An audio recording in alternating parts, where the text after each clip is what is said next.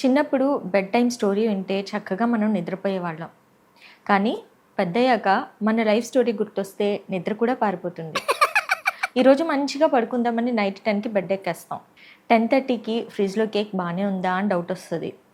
11కి door సరిగ్గా lock చేశానా అని గుర్తొస్తది. ఆ తర్వాత నా ఫ్యూచర్ ఏంటి అని ఆలోచనలు వస్తూ ఉంటాయి. ఇలాగా నిద్రపోకుండా సీలింగ్ ఫ్యాన్ వైపు చూసి చూసి దాంతో ఒక ఎమోషనల్ బాండింగ్ వచ్చేస్తుంది.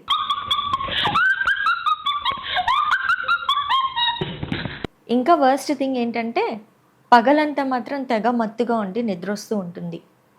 దీనినే ఇన్సామ్నియా అంటాము. ఇన్ షార్ట్, నిద్రతో మన బ్రేకప్ స్టోరీ.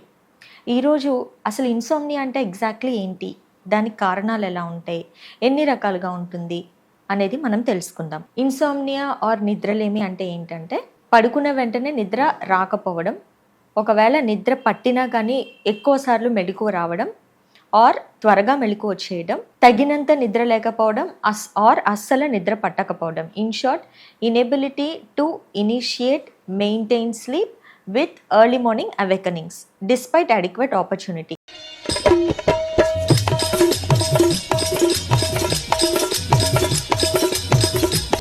ఇది 2 రకాలుగా ఉంటుంది.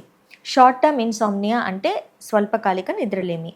క్రానిక్ ఇన్సామ్నియా అంటే దీర్ఘకాలిక నిద్రలేమి. షార్ట్ టర్మ్ ఇన్సామ్నియా ఆర్ స్వల్పకాలిక నిద్రలేమి అంటే ఏంటి అని అంటే temporary sleep strike లాంటిదన్నమాట.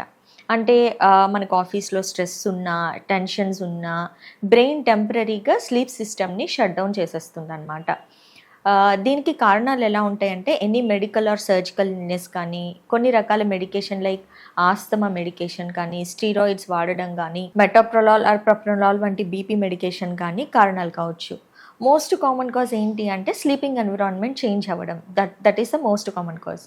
Are room వేడిగా కానీ చల్లగా కానీ ఉండడం, జెట్ లాగ్ రావడం, ఇవన్నీ స్వల్పకాలిక నిద్రలేమి. అంటే 3 నెలల కంటే తక్కువ నిద్రలేమి ఉన్నట్లయితే ఇవన్నీ కారణాలు కావచ్చు. క్రానిక్ ఇన్సామ్నియా అంటే దీర్ఘకాలిక నిద్రలేమి అంటే ఏంటి అంటే రోజులు కాదు, వారాలు కాదు, 3 నెలల కంటే ఎక్కువగా నిద్రా దేవత మన ఇంటి అడ్రస్ మర్చిపోయిన సిచ్యువేషన్.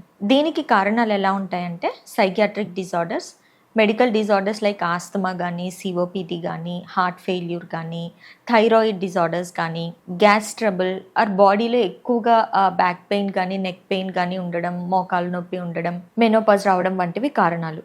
కొంతమందిలో పార్కిన్సన్స్ డిసీజ్, డెమెన్షియా లాంటి న్యూరలాజికల్ డిజార్డర్స్ ఉన్న వాళ్ళలో కూడా ఇన్సామ్నియా మనం చూడగలుగుతాం. సబ్స్టెన్స్ అబ్యూస్, సైకోఫిజియోలాజికల్ ఇన్సామ్నియా, కొన్నిసార్లు అసలు కారణం తెలియని ఇన్సామ్నియా కూడా ఉండవచ్చు.